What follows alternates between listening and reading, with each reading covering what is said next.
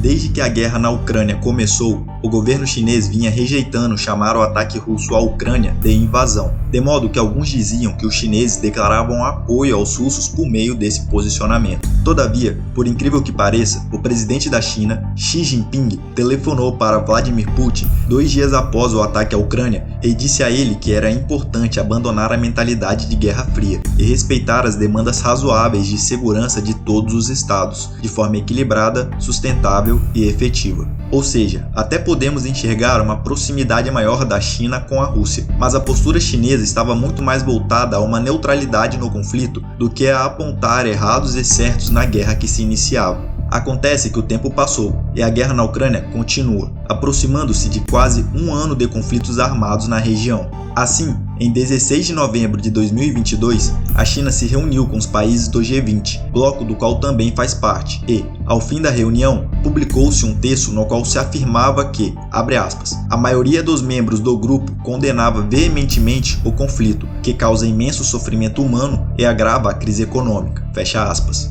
Tal declaração foi assinada pela China e outras nações do G20. No seu pronunciamento, Xi Jinping ainda disse o seguinte, abre aspas, nós nos opomos firmemente contra a politização, a instrumentalização e a transformação da energia e dos alimentos como arma de guerra, fecha aspas. Ora, mas por que será que agora o presidente chinês se coloca como contrário ao conflito na Ucrânia e repudia a atitude russa de utilizar dos próprios alimentos e energia que exportam para barganhar no cenário político internacional e vencer a guerra? Pois é justamente sobre isso que falaremos no vídeo de hoje. Então, tratemos logo do que interessa. Vamos lá.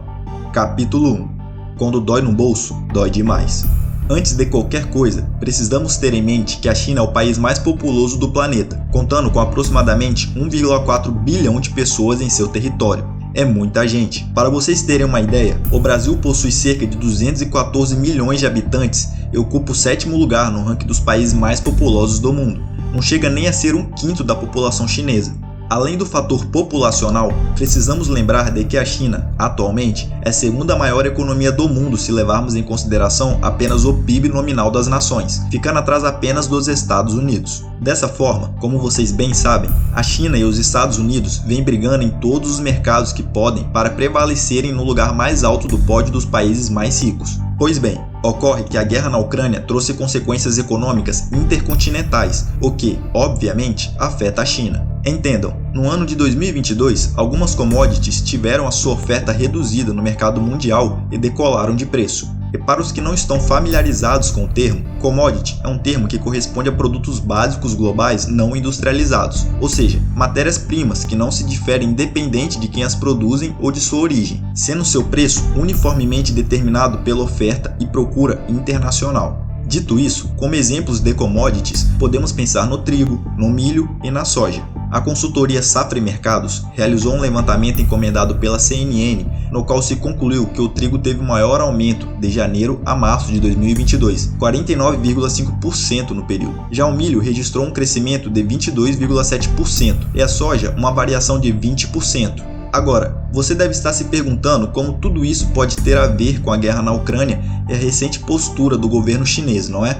Fique tranquilo, já vou interligar esses pontos. Só que antes, eu quero agradecer a você que se inscreveu no canal e deixou o like nos vídeos anteriores. Sério, o meu mais sincero obrigado para todos vocês. Inclusive, alguns comentários sobre a qualidade do canal me deixam sem palavras diante de tamanho carinho. Aliás, se você gosta de conteúdo sobre geopolítica, história e conflitos de relevância mundial, saiba que temos novos vídeos sobre esses temas toda semana aqui no canal, todo sábado, às 10 horas da manhã. Então, já clique logo abaixo em inscrever-se para não perder nada e continuar por dentro de tudo. Ficarei muito grato e contente por tê-lo aqui conosco, de coração.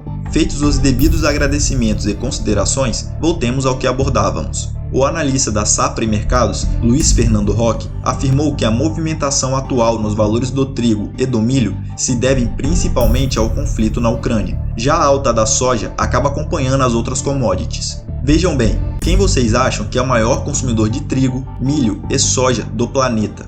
Claro, a China. Afinal, como observamos, esse país possui um gigantesco número de habitantes, bem como uma forte economia para importar artigos agropecuários. Estamos usando o trigo, o milho e a soja a título de exemplo, mas a China lidera o consumo e importação no mercado geral de grãos e cereais. E é aí que está o problema. Quem vocês acham que estão entre os maiores exportadores mundiais dessas commodities? Isso mesmo, a Rússia e a Ucrânia. De acordo com o Departamento de Agricultura dos Estados Unidos, a Rússia é a quarta maior exportadora de trigo do mundo, enquanto a Ucrânia é a quinta. Juntas, as nações produzem 30% do trigo do mundo. Já quanto ao milho, os ucranianos ocupam o quinto lugar entre os maiores exportadores do gênero, e os russos ficam na sexta colocação. Por fim, em se tratando da soja, a Ucrânia está em oitavo lugar no ranking dos maiores exportadores, e a Rússia está em 10º lugar. Um fato curioso, mas que poucos sabem, é que a Ucrânia é conhecida como o celeiro da Europa e é uma importante fonte de trigo e milho, especialmente para países do Oriente Médio e Norte da África, que dependem de importações. Portanto, se por um lado a China é a maior consumidora de grãos e cereais do mundo, os ucranianos e os russos figuram entre os maiores exportadores desses gêneros. Entretanto, com a guerra na Ucrânia e as sanções internacionais em desfavor da Rússia, Vladimir Putin impediu a exportação de grãos produzidos pelos ucranianos ao tomar parte da costa sul da Ucrânia e colocar navios de guerra russos para realizarem o controle e o acesso aos portos do Mar Negro que banha a Ucrânia. Dessa forma, os ucranianos tiveram que firmar um pacto com os russos que os permitissem exportar seus grãos e cereais. O problema é que o pacto firmado expira em 19 de novembro de 2022 e, além disso, a Rússia sofre com sanções internacionais que a impedem de exportar seus grãos e fertilizantes. Esse cenário já começa a reacender o desconforto internacional com outra possível alta das commodities. E com certeza a China, maior consumidora de grãos e cereais, seria uma das principais prejudicadas, pois com a diminuição da oferta de gêneros alimentícios, o preço sobe e as nações disputam ainda mais a venda realizada por cada vez menos exportadores. Mas vocês acham que os problemas para a China acabam por aí? Nada disso. A guerra na Ucrânia também tem consequências graves e econômicas sobre as fontes energéticas do planeta, e isso também afeta os chineses diretamente. Duas fontes de energia muito importantes para o mundo são o petróleo e o gás natural. No caso do petróleo, a China é a segunda maior consumidora do planeta, ao passo que a Rússia é a terceira maior produtora da Terra. Agora, quanto ao gás natural, a China é a terceira maior consumidora do mundo, enquanto que a Rússia é a maior exportadora no mercado global. A União Europeia chegou a um consenso de restringir a compra de petróleo da Rússia desde o dia 30 de maio de 2022. Todavia, como mais de 40% do gás natural europeu vem da Rússia, fica difícil da União Europeia impor sanções à compra dessa fonte energética, visto que nenhum outro país do mundo poderia suprir o que é fornecido pelos russos. Sabendo disso, os russos flertam com a ideia de interromper o fornecimento de gás natural para a Europa, caso haja sanções que limitem o valor a ser pago pelo gás russo no mercado internacional. Embora os europeus já tenham reduzido drasticamente o consumo do gás natural vindo da Rússia para apenas 9%, há incerteza sobre se terão o suficiente em 2023, sendo que ainda neste inverno, algumas nações já podem sofrer com as consequências da falta de disponibilidade de gás natural. No meio disso, a China precisa pensar em como as sanções aos preços do petróleo e do gás natural russo refletirão no futuro e no mercado saturado de fornecedores. Seja agora ou só depois, certo é que a conta virá, e alguém precisará arcar com os prejuízos econômicos, começando com os maiores consumidores de petróleo, gás natural, grãos e cereais. Parece que a China tem um grande problema nas mãos. Capítulo 2. Amigos, negócios à parte.